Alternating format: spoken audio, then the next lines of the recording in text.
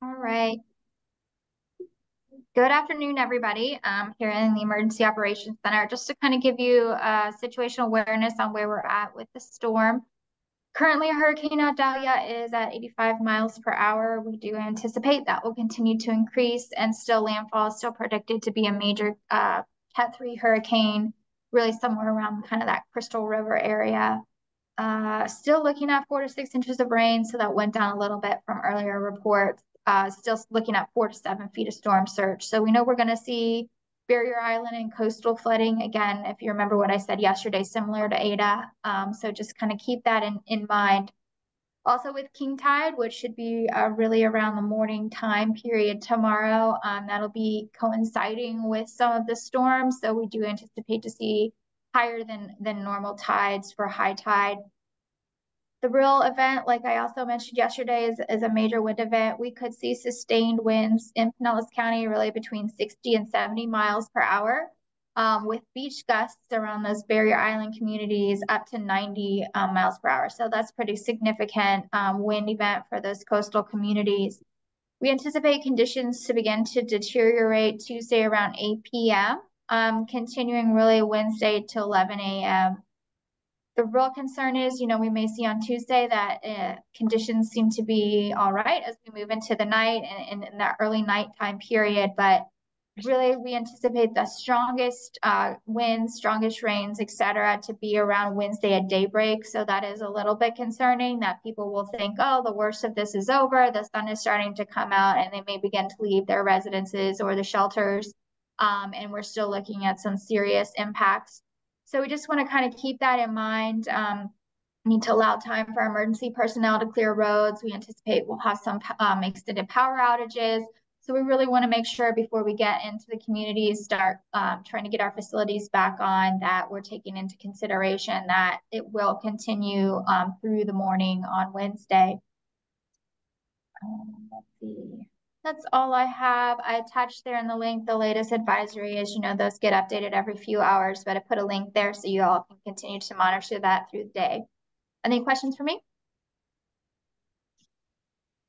All right. All yours, Dominique.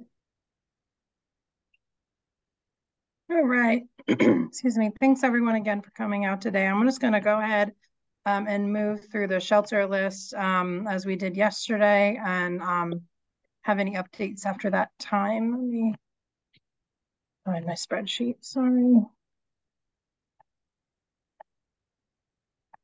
All right, Pinellas Hope, if you'll just go ahead and unmute yourself. Pinellas Hope, we were able to get you all transported.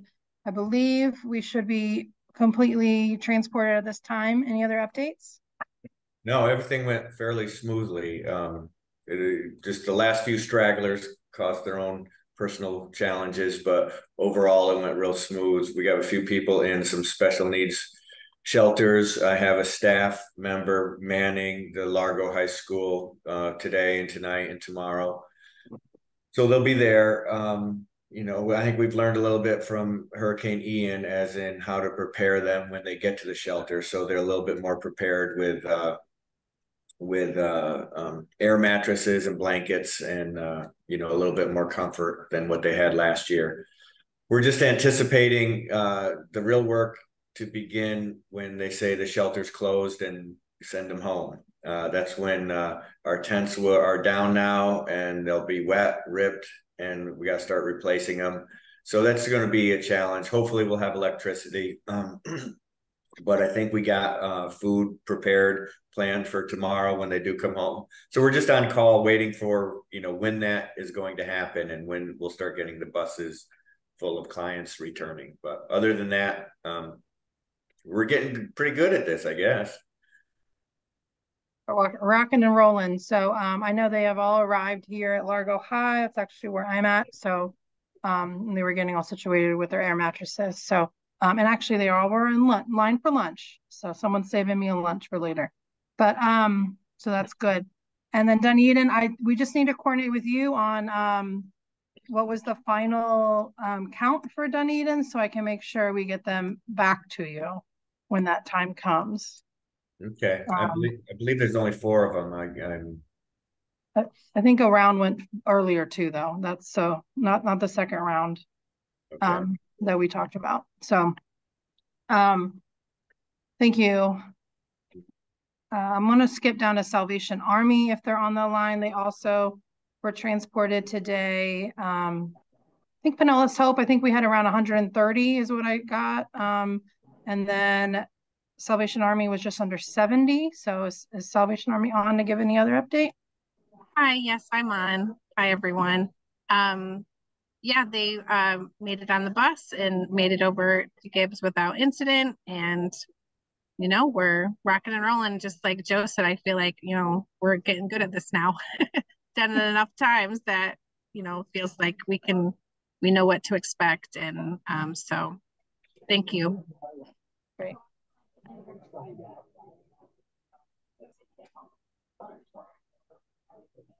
Safe Harbor.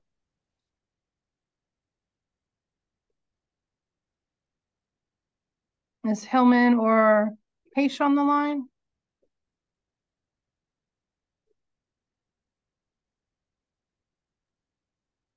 All right, last I heard that they were able to shelter in place, and they were also still receiving people.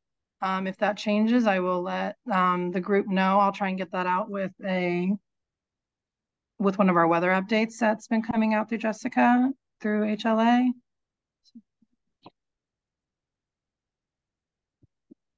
Sorry, writing myself a note.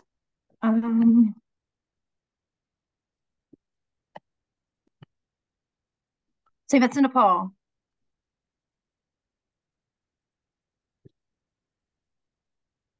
Okay. HEP. I did talk to Satina earlier. Is she on the line? So last I heard from Satina. Oh, I don't know if I don't know if Satina's on the line or not, but we, for the most part, we're sheltering in place. Our dorm is Zone B, so everyone's got what they need.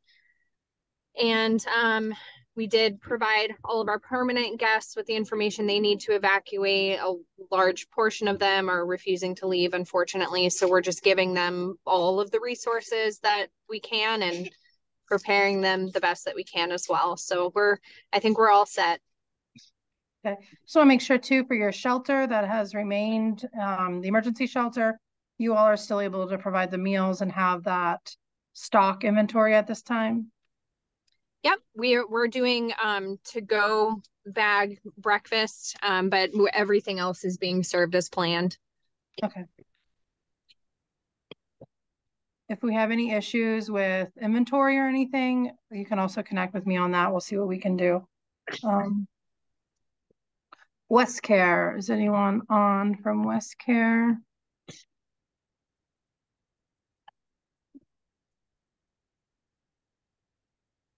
They were sheltering in place. There's potential for one location combining, but they were going to do that on their own. So I'll follow up with them. And Family Promise. Dennis was able to join us today. All of our families have gone to emergency shelter and all is safe. Okay.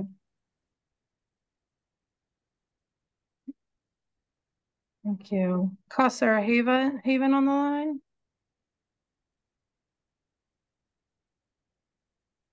And Alpha House. Hi, Jen.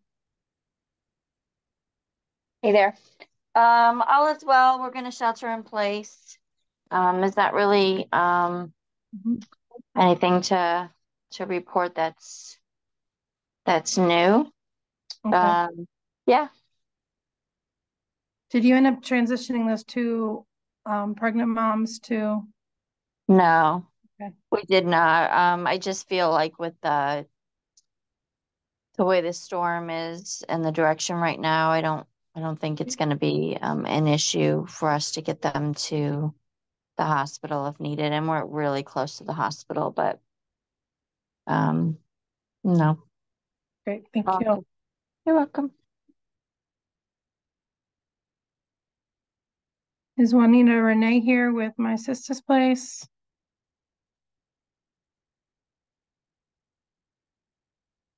Okay. Our plan yesterday was for them all to go to traditional shelter. They had, I believe it was 5 ladies total, but 3 potentially needing it. Perk.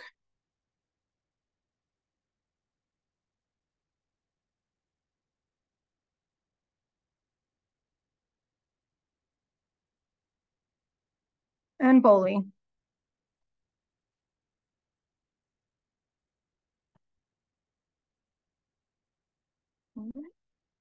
Kevin was here.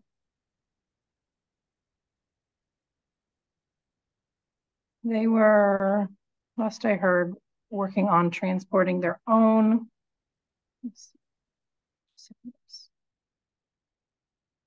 No, other Kevin. Maybe. Okay. So that's all I have for the shelter programs as far as status updates. Thank you all for being on the call. I did want to give it back to Jessica, as I've had a lot of questions about we talked about the storm really coming in tonight through tomorrow morning, and kind of what the next steps might look like. I've been in touch with quite a few of you all to see those who have shut down, what the reopening would look like, and also what we want to be available to try and fill some of those gaps. That's what I was saying. If you're having inventory issues or anything, ordering things, we don't know what's going to happen, right, with electricity and all of those supply needs. So I'll pass it over to Jessica for that. Any update? Sure, yeah, that's like right. The question of the century is when will shelters close and what does that look like? When we open shelters, we start planning for the closure of shelters. So of course we want to get folks back to better housing than being at one of our risk shelters. So in the morning, like I mentioned, we expect the conditions to be the worst around that daybreak time period. So that makes it a little complicated for being able to make that decision to close shelters. So we will wait for our utilities crews and bridge inspections, et cetera, to go out there and evaluate, of course, when winds are safe. And once that happens, as soon as they can give us the okay for shelters to close, we'll message that out.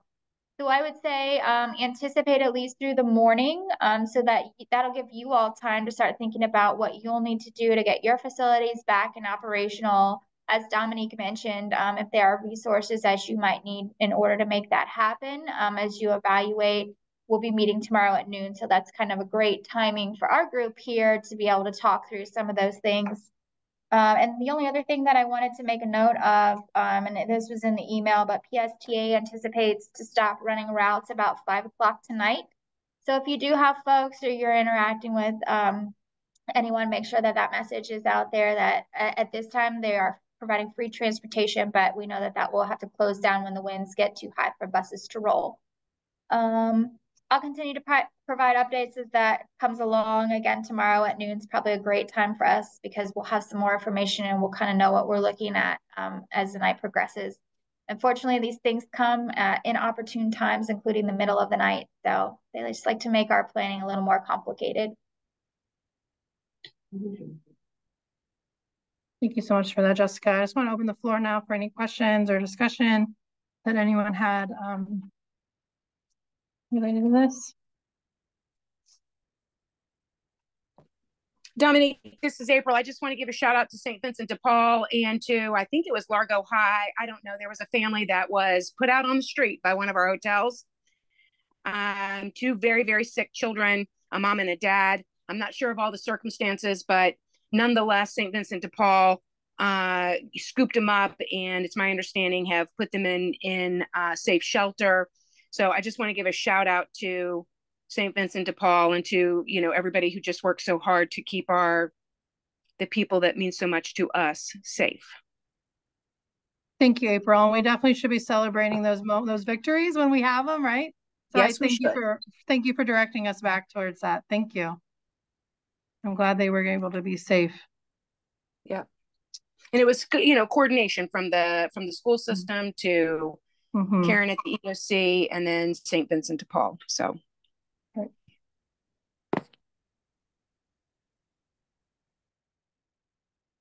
All right, I want to be respectful of everybody's time. I'm going to put my number in the chat. Again, this meeting, if you have questions you are afraid to ask, reach out to me directly. I'll try and steer you to the right person, but I so appreciate everyone stepping up and helping in this space and working to get people safe. I hope you all find yourselves safe tonight. And thanks again for joining us, and have a good rest of your day. Be safe, everyone. Thank you. Take care.